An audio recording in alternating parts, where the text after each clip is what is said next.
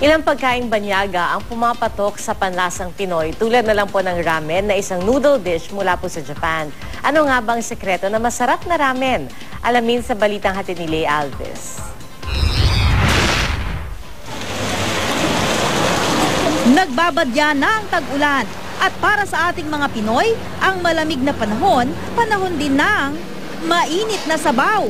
Napansin niyo bang nauuso ngayon ang mga ramen house kagaya ng mga nasa Japan?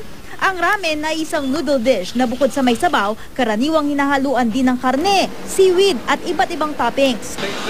Sa ramen house na ito sa The Port sa Taguig, 280 hanggang 395 pesos ang presyo ng isang order. Malaki ang serving kaya pwedeng mag-share.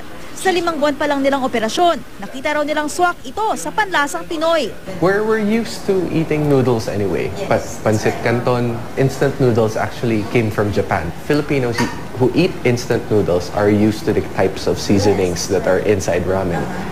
Isa naman sa mga naunang ramen house sa Metro Manila ang restaurant na ito sa Makati Avenue. Halos lahat ng kanilang sangkap galing pa raw sa Japan. 250 hanggang 795 pesos ang isang order. Malaki rin ang serving kaya pwedeng pagsaluhan ng 2 o higit pa. Alam mo, ang mga Pilipino mahilig sa mainit na sabaw yan. Lalo na pagka umuulan, medyo malamig, ganyan. Mahilig talaga silang kumain ng mga noodles. Busog ka na, kompleto na. Meron ka ng sabaw, meron ka ng carbo, meron ka ng meat or seafood. So mula nung nag-try kami mag-ramen sa may samin kasi may ramen kasi doon na sobrang sarap talaga. So na-crave na kami sa ramen. Tinry namin lahat ng ramen. Pero kung budget ramen naman ang hanap mo, meron din namang swak sa mga nagtitipid. Sa kainang ito sa UP Campus sa Quezon City, 90 hanggang 125 pesos ang isang mangkok ng ramen. Hindi lang Japanese ramen ang sinaserve dito, kundi pati Korean ramyun.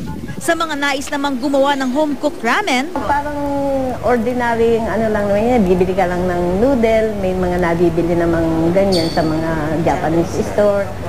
Tapos kung anong gusto nilang ihalo lang naman doon, bawa gusto nilang lagyan ng corn, o ang usually nilalagay nila chicken, pag minsan pork.